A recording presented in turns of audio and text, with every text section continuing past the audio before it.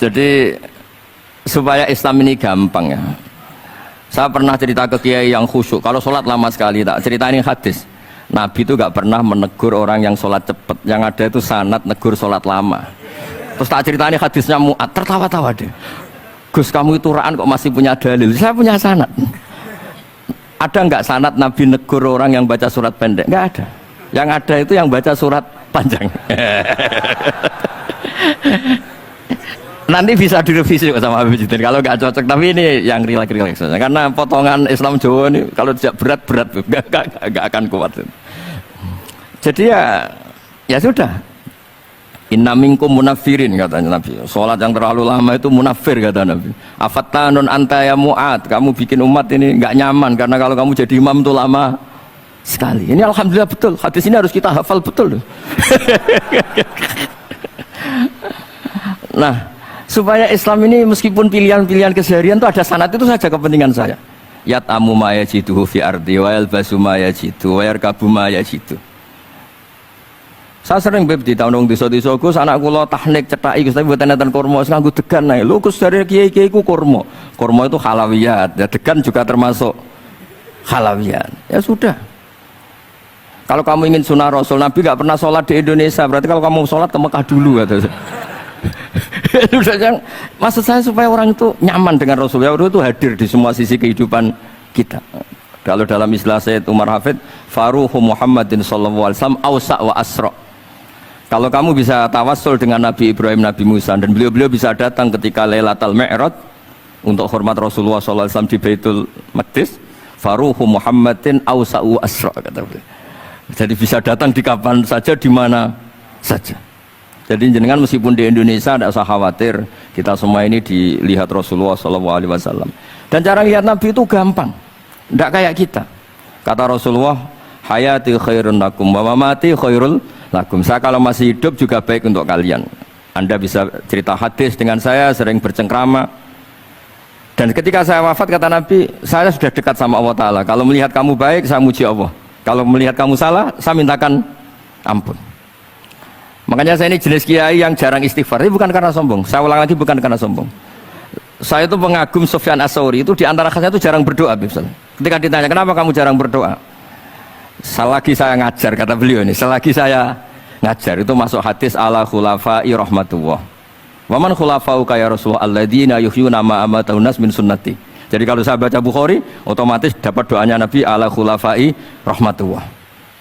Timbang kamu doakan nangis-nangis gak jelas mandinya, mendingan mulang gitu.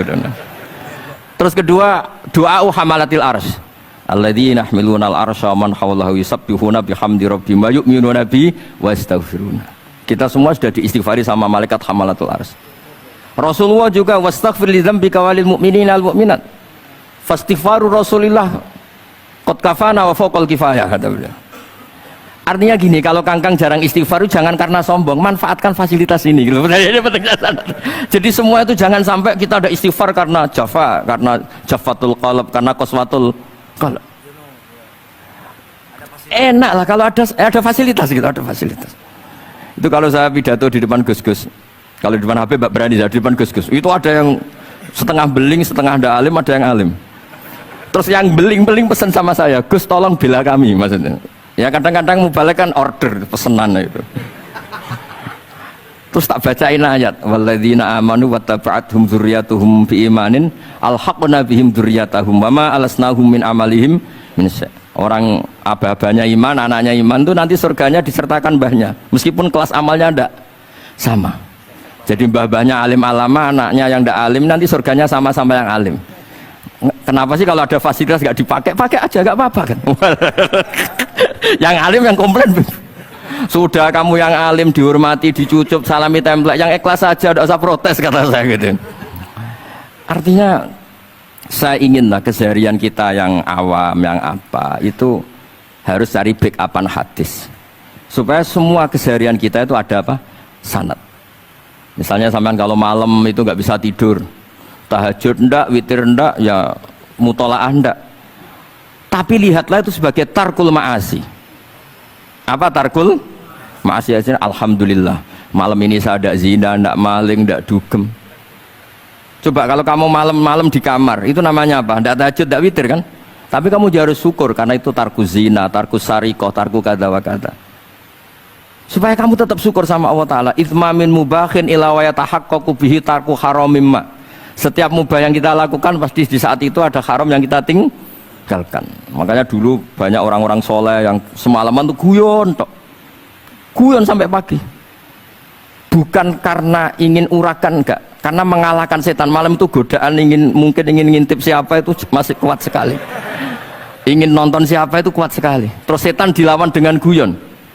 Ternyata setelah guyon tuh asik, tahu-tahu pagi dan dutannya selesai.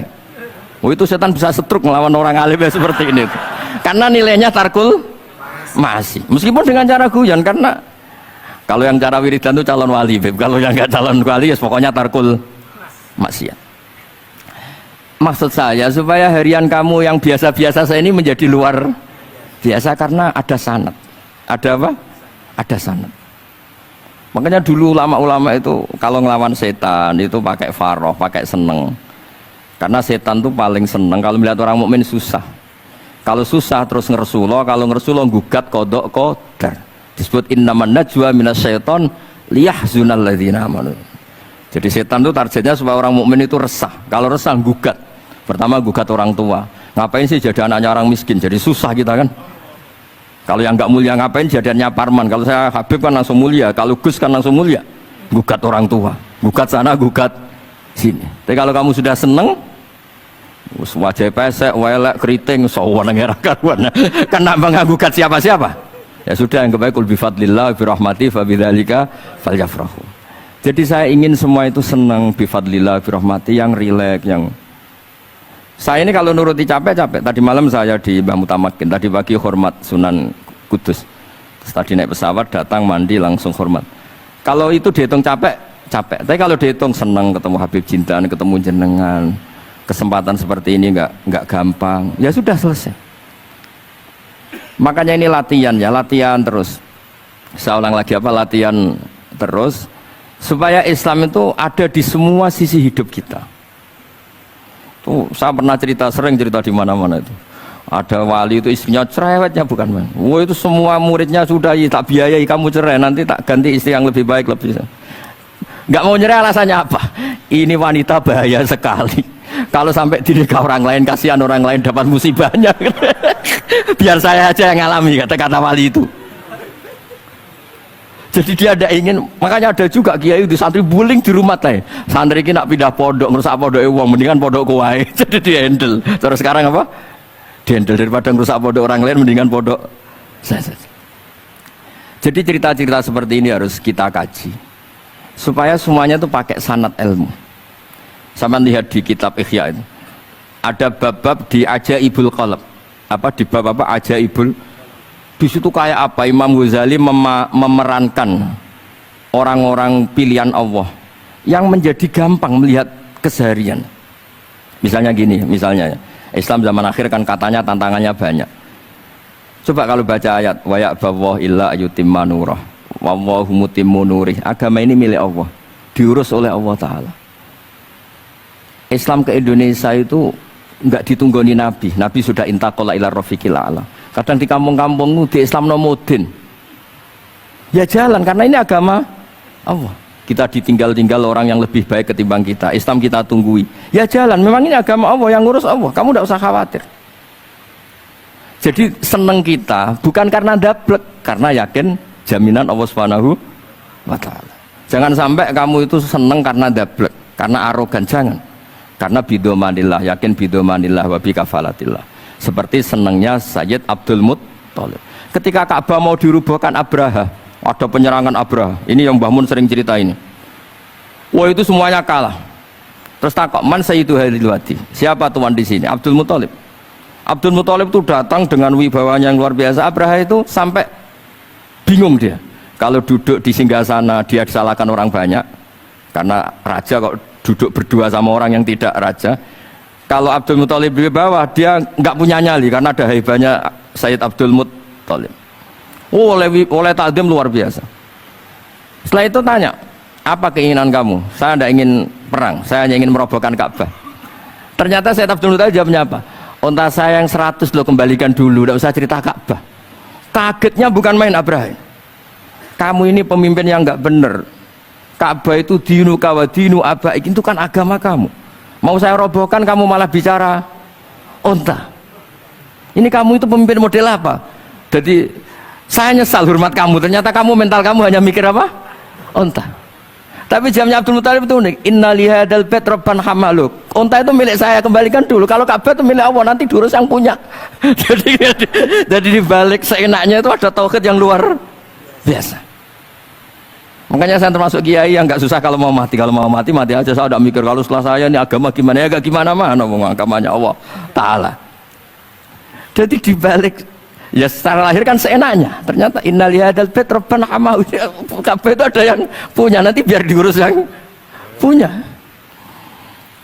Nah maksud saya kalau jenengan ini kan insya Allah ndablek semua, kawin ya nggak mikir istri saya nanti makan apa, ya kan? Masa depan kamu ya tidak dipikirkan, warisan nggak punya apa-apa, nggak punya ya sudahlah. Bukan karena dabdeb, karena tawak. Itu saja pokoknya saya ingin ngomong, pokoknya perilaku Anda keseharian itu jadi energi to'at, ya. Perilaku keseharian Anda ini jadi energi apa? Itu saja. Barokahnya kamu ngaji nopo sanat. Itu dulu ada ulama miskin sekali. Itu tiap pagi datang ke gunung paling tinggi, terus dia duduk itu agak-agak angkuh itu. Siapa yang lebih raja ketimbang saya? Terus ditanya, kamu tidak raja kok merasa? Ukuran raja itu tidak ada yang berani nyurus. Di sini juga nggak ada yang berani nyurus saya. Lu itu sudah bisa syukur sampai mati. Karena sekali dia kumpul orang, lihat orang naik Alphard ngeluh, lihat orang punya istri cantik ngenes, lihat apa ngenes, daripada gitu naik ke gunung. Siapa yang bisa menandingi keladatan saya dalam hidup ini? Anama Allah wabillah, ngomel-ngomel sendiri. Tapi itu cara dia syukur. Cara dia apa? Syukur. Dan akhirnya betul dia punya sanad. Mangkana aminan fi sirbih mu'afan fi jasadi intahu kuntu yaumi faka'anna ma khizat lahu dunya bihadzafiriya. Ya sebentar orang itu sehat, ya aminan fi sirbih mu'afan fi jasadi intahu kuntu yaumi faka'anna ma khizat lahu dunya bihadzafiriya. Jadi ini madhab saya, karena saya diundang di sini pasti Habib Jiddan juga ingin khas saya. Jadi kalau saya pura-pura tawadhu, pura-pura baik kan kaget. Kenapa Gus Bak sekarang jadi baik kan nanti? Ya ini anggap saja jujur. Ya kok rubah itu. Nggih ngoten mawon mugi-mugi barokah. Assalamualaikum warahmatullahi wabarakatuh.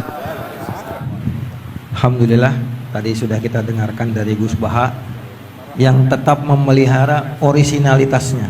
Ya. Karena kalau berubah katanya nanti Habib Jiddan nyesel ngundangku malah berubah katanya. Bukan yang saya lihat di YouTube katanya gitu ya. Alhamdulillah masih campur bahasa Jawa juga walaupun di sini banyak orang Betawi yang nggak ngerti. Dan saya bahasa Jawa itu bentuk tawadhu saya. Berarti saya kiai lokal hanya kiai Jawa. Saya sering dikomplain orang.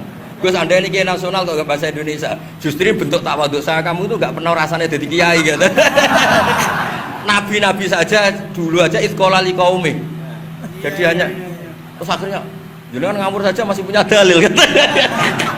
Jadi saya bahasa Jawa itu justru tawadhu saya merasa kiai ya di daerah saya, di komunitas saya. Udah merasa kiai global, kiai nasional. Wong nabi-nabi dulu aja sekolah di kaum, kecuali banyak Habib Jintan ini yang ila kafatil khalq, yang lainnya itu di kaum semua.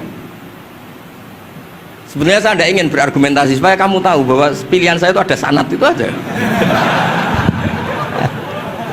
jadi ngawurnya aja ada sanad ya Gus ya. Dan memang Gus Baha nggak seperti kiai yang lain ya, mungkin termasuk Kiai Yusuf Mansur atau kiai yang lain.